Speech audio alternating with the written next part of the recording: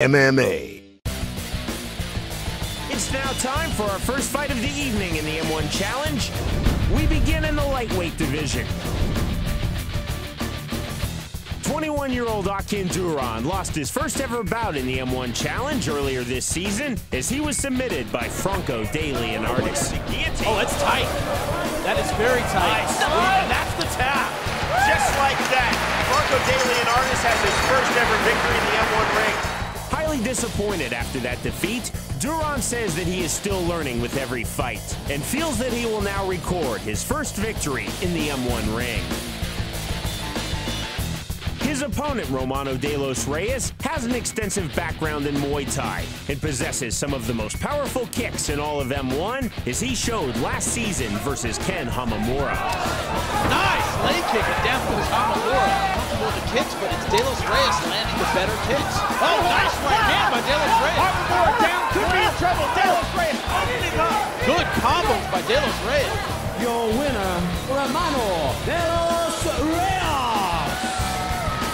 Despite losing his first fight of this season to Yuri Ivlev, De Los Reyes says that he feels highly confident.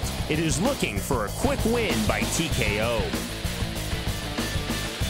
In the lightweight division, Akin Duran of Team Turkey versus Romano De Los Reyes of the World Team. So our ring announcer, Ian the Machine Freeman, making what I think is the right announcement from our three judges ringside. We will have an overtime round. And again, remember, if you're new to the M1 Challenge, three judges now, Jimmy, only score the next 5 minutes. They do not take into account what has happened in the previous 10. And that's important if you're both fighters. It's important to keep in mind the striking battle favors Duran, the ground battle slightly favors De Los Reyes, and so, you know, each guy knows what they have to do to win this fight. It's a matter of who can impose their game, and we'll see it in this round. Akin Duran from Turkey, he's in the red trunks. Romano De Los Reyes for the World Team. From the Philippines, now lives in Holland. He's in the red, white, and blue trunks. Bell, the start of our third and final round. Into overtime now in the lightweight division. One thing I would like to see from Akin Duran is at the end of those combinations, a little more footwork. Don't stand in front of your opponent, let him take you down just like that.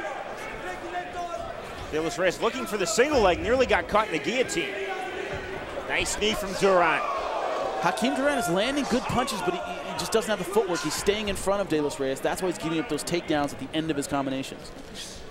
Jimmy, I know as a professional fighter, you've never found yourself in a competition such as the M1 Challenge that has an overtime round. But if you were in this situation, what would be your strategy? Basically, what strategy has worked so far in the fight? You've already had 2 rounds to figure your opponent out. Akin Duran knows if he stays on the feet, he's effective. De Los Reyes knows if he gets on the takedown and stays on top, he's effective. It's a matter of working the game that got you that far. And it's really surprising, those of you who have been with us since last season, season 1 in the M1 Challenge, to think that Romano De Los Reyes has the advantage on the ground, because he comes to the M1 Challenge to mixed martial arts from Muay Thai. He is a stand-up fighter. Now he's being mounted, full mount. That's a tough place to be, especially in the third round when you're tired. Akin Duran, not a knockout puncher, but if you keep busy, referee will stop the fight. Just nothing on those punches from Duran. And he's staying busy. A lot of times when you have a full mount, that's all you need. De Los Reyes trying to turn to his side. Just no steam on those punches at all as we're in overtime. Now Duran trying to soften up De Los Reyes, who's given his back, looking for the rear naked choke.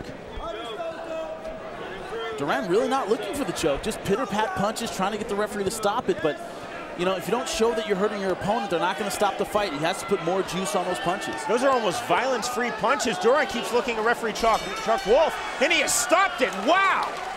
Well, it's just no intelligent defense, Sean. No juice on those punches, but if you're not blocking them, referee's got no choice but to go in there and save you.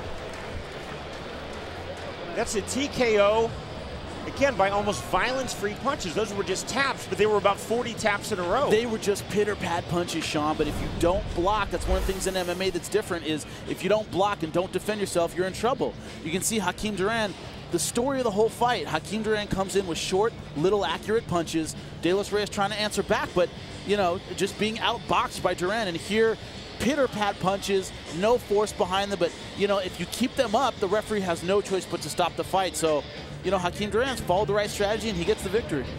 Ladies and gentlemen, after 1 minute 57 seconds of the extra round, the referee calls a stop to this contest, and your winner with ground and pound, Hakeem Duran.